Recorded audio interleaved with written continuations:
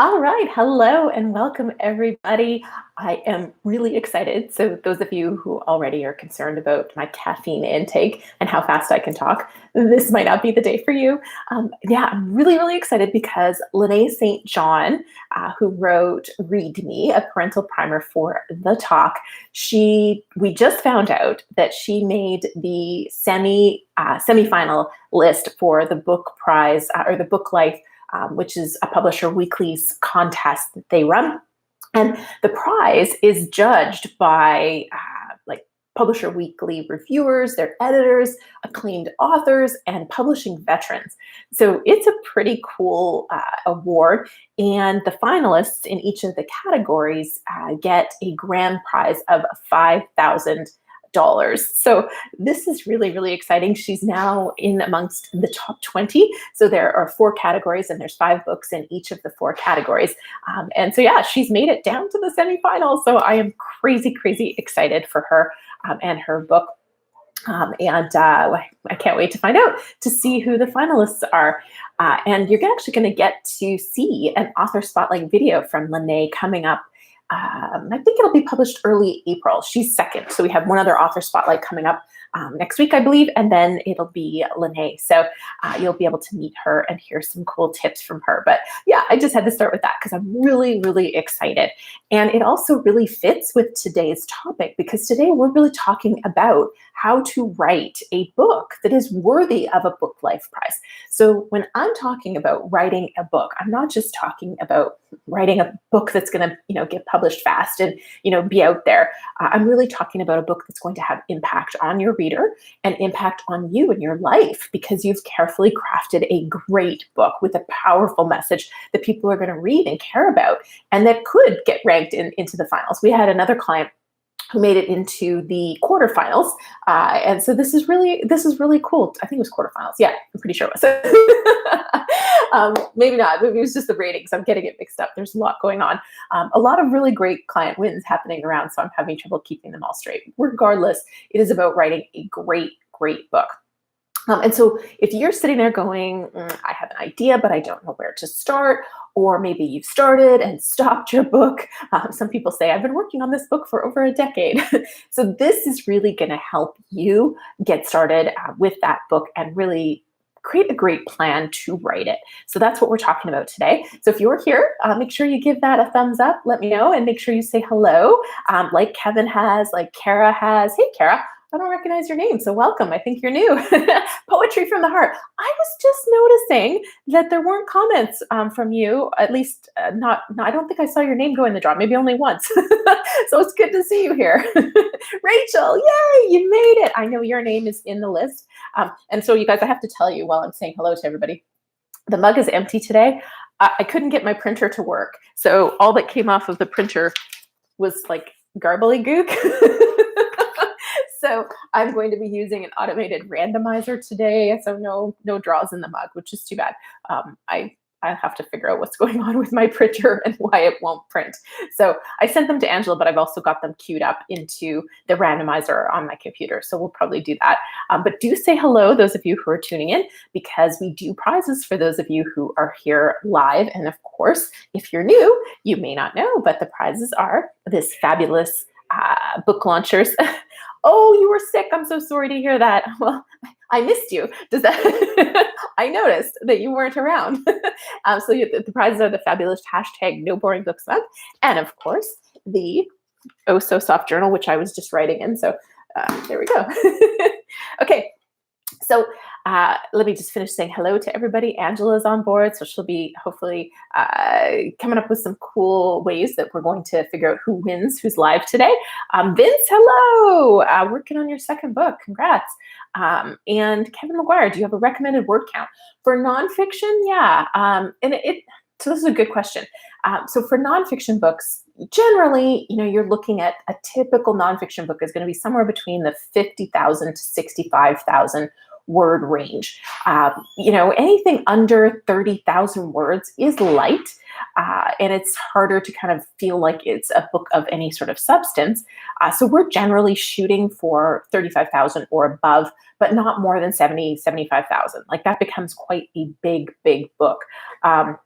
I don't know if Jacqueline is here. She knows all the word counts. I know she had quite a schedule, but she knows the word counts on a lot of these books. Like this book, I believe, got into the 100,000 word range, 90,000 for sure. So it's a big, big book when you contrast it to this book, which I just happen to have here, which you can see the difference. And I think Jillian's book was about, I'm just going to check the page number so I can give you guys a guess.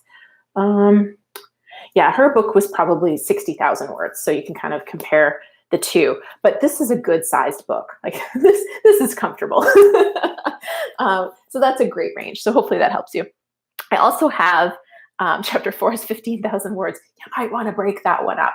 I also do have a video where I showed you and I had the actual word counts on them.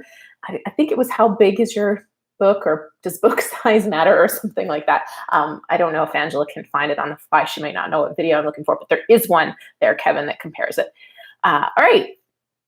Aubrey, hello, welcome. Okay, and I think that's it. Well, Rachel, so she's asking if 30K mark would be considered a novella.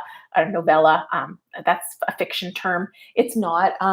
Let's see, who do I have here that's kind of 30,000? Sorry for leaving the screen for a minute. Just trying to grab one that's smaller.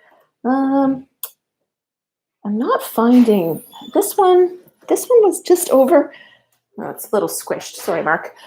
So this one I think was just over 30,000 words. So again, I'll give you the contrast. So there and there for contrast. So you can see it's smaller in all, and thinner, but it's still a decent, still a decent book. Might have been 35,000. Okay, let's kick back over to the topic at hand. And if you guys have more questions, go ahead. And of course, if you're here, do smash that thumbs up button because it's just fun. I don't know if YouTube even cares anymore, but it makes me feel good. Okay, so let's see. Oh yeah, okay, so we're talking about writing a nonfiction book.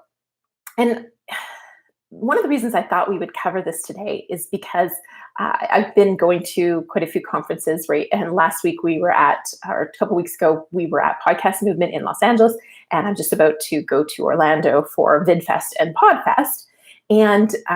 And I meet a lot of people who say things like, I've been working on this book forever, or they've written a book and it's not selling. And this is the one that always makes me the saddest, is when they've gone to the effort of even hiring editors and they have a book that looks decent, it's grammatically correct, but it's not great. And as I talk to them about their process, I find that they skipped the important early steps.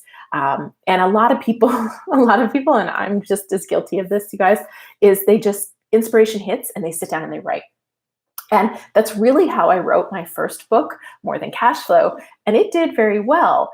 But I actually put myself through a lot of pain in that process. There was, I think, 35,000 words that got cut and were never seen again. And I also had to spend, I think, 4 or 5 months in editing to get the book into shape. Whereas if I had had a plan from the start, the book probably would have been tighter to begin with. And I don't think editing would have been so grueling. The other thing is, when you write without a plan, you often don't have enough clarity around your goals, around your reader, around the impact that you want to have, and your book will not have as powerful of an impact as a result. In a way, I was kind of lucky with More Than Cash Flow because that is what I did right, and I did it well. I knew exactly who I was writing the book for and why I thought they should read it. So I had that clarity crystal clear before I started, by accident. I didn't know that was super important, but I was kind of on a mission when I wrote that book, which really helped and why it did so well. So number one is get clear on your goal. But I want to caution you from setting goals like, I want to be a New York Times bestseller, or I want to sell 10,000 books even. And this is really something I've gotten really clear on recently. So even if you've watched all my videos, I don't even think I've put this into one of my polished videos yet. Because really what I've seen working with all the authors we've worked with in the last little bit is when that is your goal, when you're really focused on what the book is going to do for you and, selling a lot of books, becoming the known expert, all of those kind of things, the big thing is you're making yourself the product, not the book. And when you do that, this creates a challenge. Your ego comes into play in a big way. And when your ego is in play with your book, what is already a very, very emotional thing becomes even more emotional. And whenever your ego gets involved, that's when the monsters come out of the closet. And you guys in the comments, go ahead and tell me who your monsters are. I'm going to introduce you to my biggest two. Not here, don't worry. They're still in the closet. But my biggest two monsters, and they come out whenever I'm no longer acting in service. When I'm not acting in service and I start acting from a place of ego, this is when my monsters come out in a big way. And my biggest monster is a fear of judgment. It is a big, ugly, gross, mean monster, and it comes out in full force when I am acting from a place of ego. And then my second biggest monster is imposter syndrome. And imposter syndrome also comes out when I'm acting from a place of ego, because I think, oh, who am I to say this? Who am I to, try and help people? Who am I, right? So I don't know who you guys have for monsters, but those are my two biggies. Of course, fear of failure, and even to a smaller degree for me, fear of success is also there. But every author I meet has to contend with these monsters. And I think if you set out from the start with a goal that isn't focused on you, it's rather focused on your reader, you put those monsters in the closet and make it easier to keep them in there. And so what I'm trying to say is focus on a specific goal for a specific reader. So if I go back to my book, More Than Cash Flow, like I said, this is the thing I did accidentally, right? Is when I wrote this book, because I had gone through the ringer with Wiley, thinking I was getting a book deal, and they ultimately came back to me and said, no, marketing department doesn't think you'll be able to sell enough books for a book deal. I kind of had to let my ego was squished and kicked out of this. And I said, after a while, I said, you know what? No, this book needs to be written. I need to teach people that, if you are going to become a real estate investor, that you need to make better decisions and not just focus on the numbers and not just think of it as passive income and all these things that people were looking at, but can lead to some of the incredible challenges that I face, like being the not so proud owner of a crack house and having a property manager who punched a tenant who fell to the ground and later died in hospital. So my property manager, or our property manager, got charged with manslaughter. These things were completely preventable had I made decisions that were actually a fit for my lifestyle and the life I was trying to create, not following the prescribed methodology that most of the real estate investing books and gurus were teaching at the time. So I felt compelled to write the book, to share these stories, not because I thought they were going to make me look good. In fact, I was quite certain they were going to make me look really bad for being so foolish in doing these things and having these things happen. But I did have a very clear reader. It was that new and real estate investor, somebody trying to decide whether to get into it, or somebody who was already into it but wondering if they're doing something wrong because it wasn't going as they expected. And so I was very clear. And so if you focus on a reader goal, so what is the impact you want your book to have on your reader? What do you want them to know or do or be or have after they read your book? You get super clear on that goal, and your book becomes the product, not you. And you are setting yourself up for a much better ride. You're still going to have an emotional roller coaster writing your book, but you are setting yourself up for a much better ride when you do that. All right. Hey, Derek, welcome. Guy, yay, Ben, welcome. Sorry you're late. That's okay. I'm just glad you're here. Welcome. And Vince's biggest monster is imposter syndrome. Thank you for sharing. You're the only one that told me. Oh, wait, Angela has an imposter syndrome. Who else is here? Let's see. You guys, tell me about your monsters. I want to meet your monsters. Jackson and Hangry Julie, are those your monsters, Dave? Thank you. Yes, if I am hungry, I am not very pleasant to be around, you guys. So always have snacks if you're going to be near me. That was my husband. For those of you who don't know, he occasionally makes appearances on the YouTube videos, usually for comedic relief of some kind. And Vince said, this is really timely. Thank you. You are welcome. And Rachel said similar fears for her too. Okay, awesome. So I'm going to carry on with step number 2. So now that you've got clarity on your goals, and really I'm saying it's not your goals, it's your goals for your reader. Number 2 is to get clear on who that reader really is. So when you know who they follow, this is kind of how I like you guys to think about your reader. And by now you already know that if you're trying to tell me your book is for everybody, it is not. That means it's for nobody. And even yesterday, I'm trying to think of how I can share this conversation without. Um, Basically, I was talking to somebody whose book he tried to tell me was for everybody with a job. And I challenged that because his ultimate outcome that he wants for the reader is only going to apply if somebody actually wants that outcome. So I had to challenge him because a lot of people with a job aren't actually in pursuit of the outcome that he can offer. So, your book is not for everybody. It's like I always said about the bald man, right? My dad's a bald man. Just because you might offer a hair regrowth solution, he doesn't care. He's in his 70s. He's happy as can be being bald. He loves it, except for the sunburn. That's the only part he doesn't like. So you really have to make sure you're clear. And so to test yourself, to see if you are clear on your reader, think about who they were already following. So who are they listening to? Who are they reading? What problems are they trying to solve already? So really think about it. And when you can really figure out, where are they hanging out already? What are they reading? Who do they listen to? Not only do you have a clearer sense of how you're going to be able to market to them, but now you know who you're really writing for, and you're setting yourself up for success in connecting with them. Number 3 is to look at the content and ideas that you already have and figure out how you can present them in a way that's unique. And one of the examples I gave when I spoke at Podcast Movement last week, there's too many pod events right now, was from Amani Roberts, so one of our clients who's got a book coming out in April. He's got a podcast called The Amani Experience. And we work with a lot of podcasters, helping them take their content and their messages and their themes and even some of their podcast material and, crafting that into a great book. So the Amani Experience is where he talks to creatives who have left the corporate world. Sorry, gotta have a drink. To pursue their creativity. And as part of his company, the Amani Experience Media Company, he does team building events for corporations where he goes in and he'll teach them how to be a DJ and have that be a team building event. So it's pretty cool.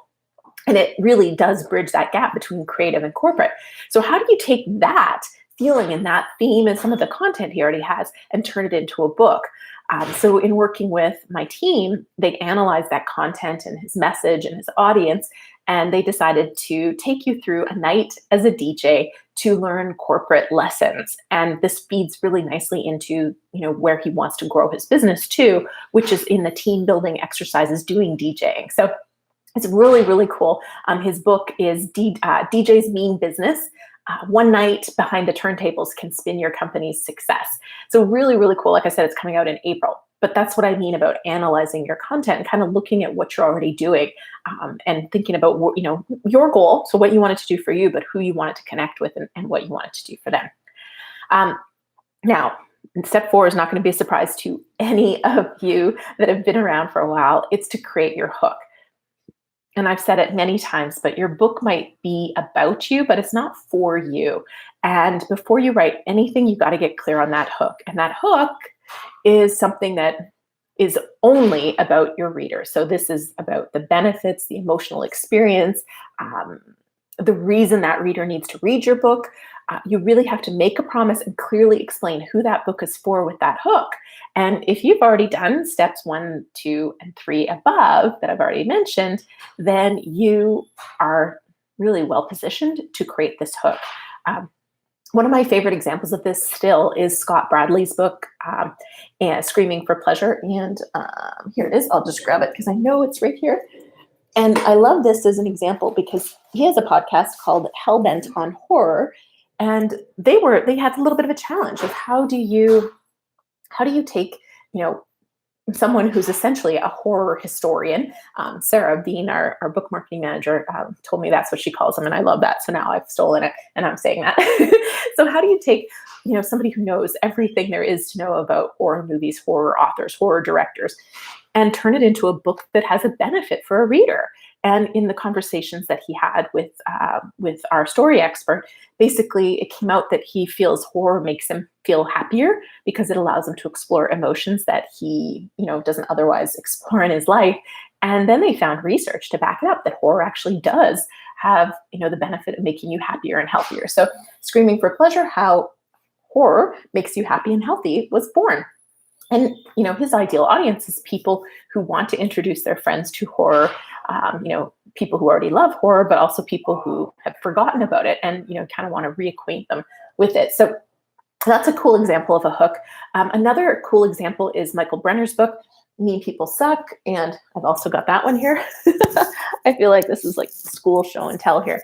I'm surrounded with books. Okay, so this is also a really cool example. And we just had an author spotlight video with Michael Brenner on how to get Amazon book reviews. So hopefully you guys all checked that out because it was a really, really cool. He gave some really good tips, I think, for people launching books and thinking about getting reviews. And his big thing was to start earlier than you think you need to, especially if you want some influencers to give you blurbs and things like that. But he had a book. He came to us with a draft of a book that was called The Empathy Formula, and it was really good material on using empathy in business to create profits and have happier teams and so forth. The challenge is nobody's really searching for empathy. It's not like people are going, I need to get more empathy to make my business bigger. So they had to dive into this and really find out, like, what is the hook of having empathy and why would somebody want a book on empathy? And in those conversations, Michael talked about the 43 jobs that he's had and how, he realized that a lot of people think they have to be mean to get things done, to motivate their teams. So, and he said, mean people just suck, and you don't have to be mean. If you're empathetic, you actually can get your business to be bigger and your teams will be happier and more productive and so on. And that's how Mean People Suck was born, with the hook that is pretty much, his hook is pretty much in the subtitle, How Empathy Leads to Bigger Profits and a Better Life. So those are some examples of a hook. And there's videos. I gave Angela a playlist that I've reorganized recently to help you. And it covers a lot of the topics, including some cool tips to help you write your book, and how to use surprise in your writing, how to start your chapters so you're not boring, all these kind of things. So I'll get Angela to link that playlist here. She also has the link to Lene's semi-finalist announcement. So if you guys want to check out the semi-finalists for the Book Life Prize, she's, I don't know if she already dropped it in here. I didn't see it get dropped in here, but Angela, if you can drop that in along with the playlist link, that would be awesome. And let's see, I love being bald. No wasting time doing my hair in the morning. And Derek says, I think ego may be my monster. Yeah, ego is what causes all of our monsters to come out. So I totally get that. And Rachel said it. My wife is similar. If she doesn't get her coffee or breakfast, she gets angry. Yep, that's me. Oh, Mike, you missed the good stuff. Yeah, we've already covered steps 1 through 5, and I'm about to announce step 6, which is to write your darn book. And really, this is going to look different for everyone. But I think the best thing you can do is clear yourself of distractions and train yourself, right in the same spot as much as you can. Same spot might be a different coffee shop, but it's kind of training your brain that whenever you sit down in this certain location and this certain place, that your mind just knows, okay, this is book writing time. And as much as you can, turn off all notifications and distractions. And I think that goes a long way in getting your book written. But the big thing I really wanted you guys to see today is that step 6 was right. There was 5 steps that happen before you ever get there. Oh, did I talk? Oh, I skipped step 5. Sorry. I got so excited about the hook. I was like, wait a minute, I skipped step 5. Step 5 is to take that hook and everything we've talked about and to create a table of contents or an outline. And really, some people will go as far as to take this and almost make it like a treatment. And what you want to do is under each chapter title, you want to first evaluate, does this support my hook? Does it fit with the hook? Yes or no? If the answer is no, save it for another book. It does not fit in this book. Everything has to support that hook and fit with that hook. The second thing is to jot notes. So for example, let's see, I'm just doing this on a whim, so this might not work. Okay, so he's got a chapter. This is Michael Brenner's book I just grabbed. So he's got a chapter called Your Company Sucks. And under it, he might have wrote, okay, org charts. This is really funny, actually. He's got an org chart, the real org chart, the magic of the bullseye. So he's got a bullseye org chart that focuses on the customer, talking about criticism, the mission statement. So these are all things that he probably bulleted out underneath that he wanted to make sure he covered when he talks about why your company sucks and how to fix it. So you want to jot down the things that you immediately know you need to cover. And again, all those subpoints you're evaluating, does this fit with my hook or doesn't it? And based on this, you then create a plan.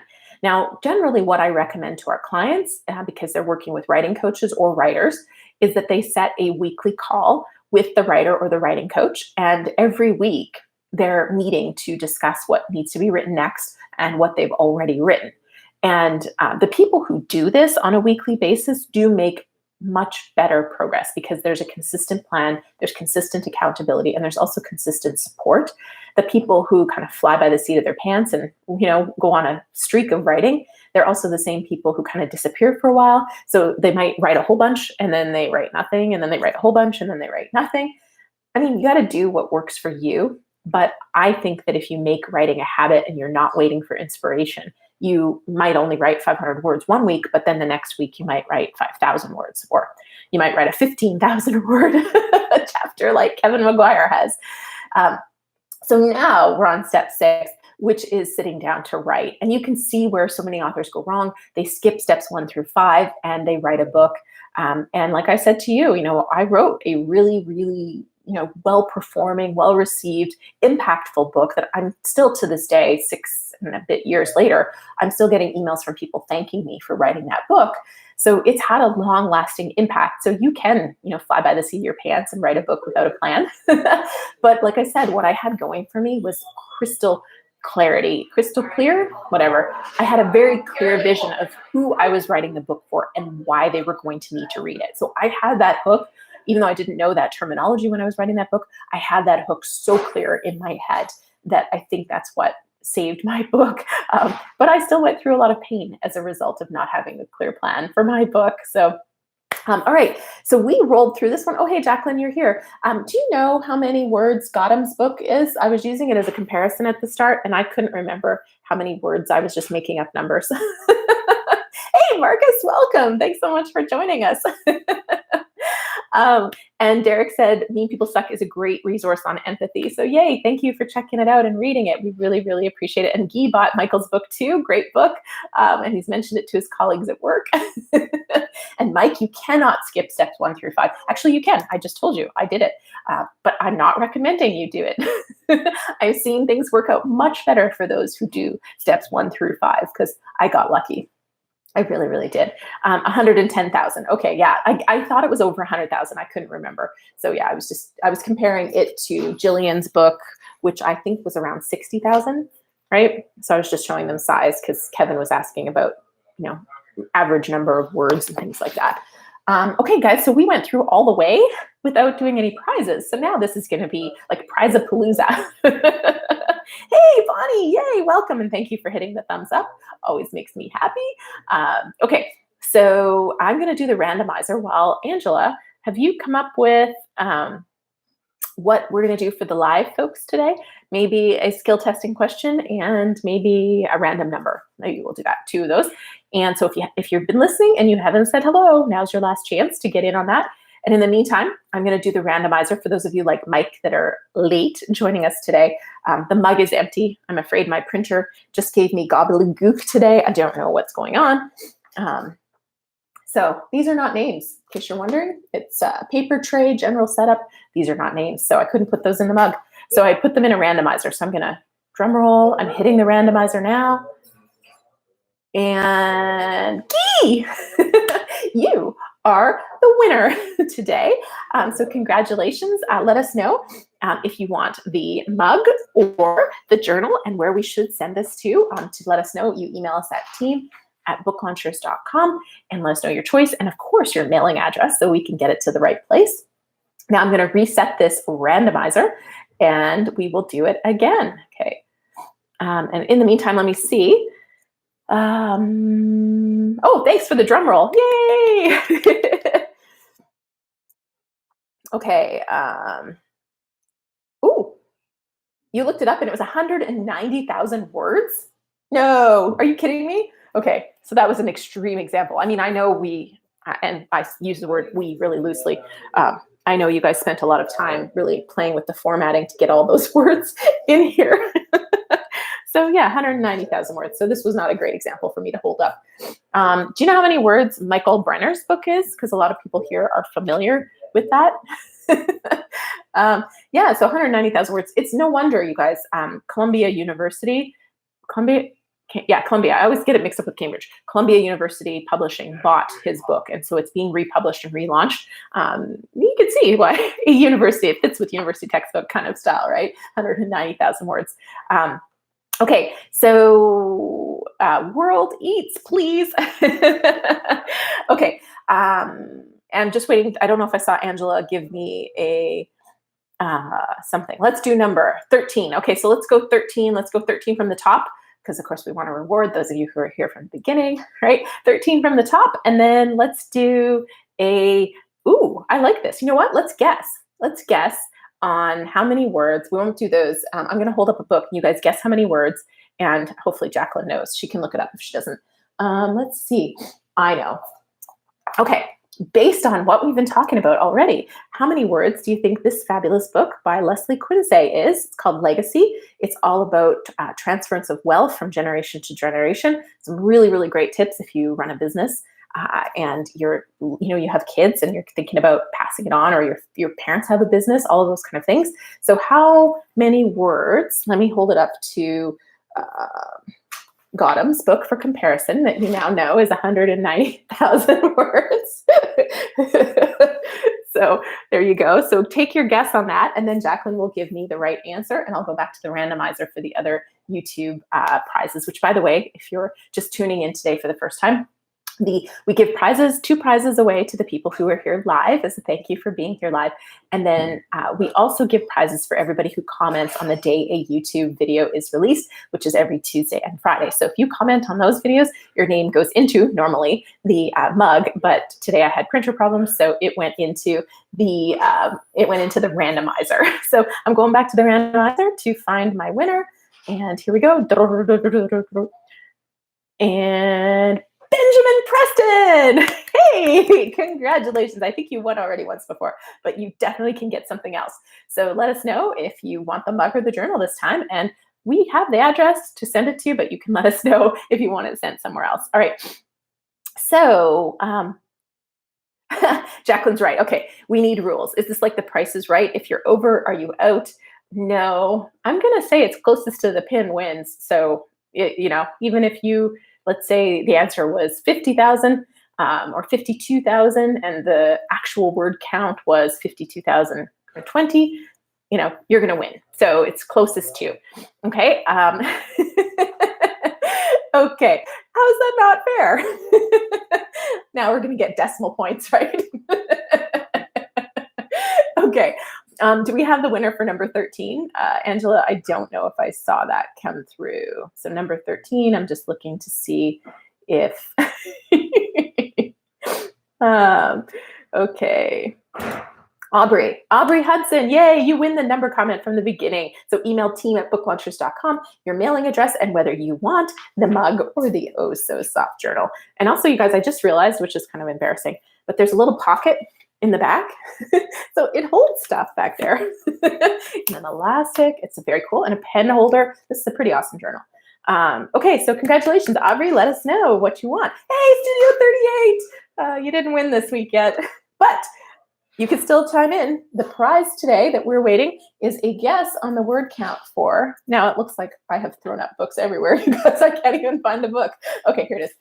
We're taking guesses, and I'm about to close the guessing. We're closing guesses on how many words this book, Legacy by Leslie Quincy is. And I'll give you guys one little hint. It is 140 pages long. That's kind of the ending there. And I'll show you the inside. Okay, we're going to leave the voting or guessing open for another 1 minute. And Studio 38, sorry, I'm just leaving the screen for 1 second. And Studio 38 definitely wants to get the mug. Okay, if someone has, oh, this is a good question, good rule question. If somebody has guessed multiple times, which one counts? I'm going to say their last guess. So the previous guesses don't count. Thank you for these clarifying questions. This is important.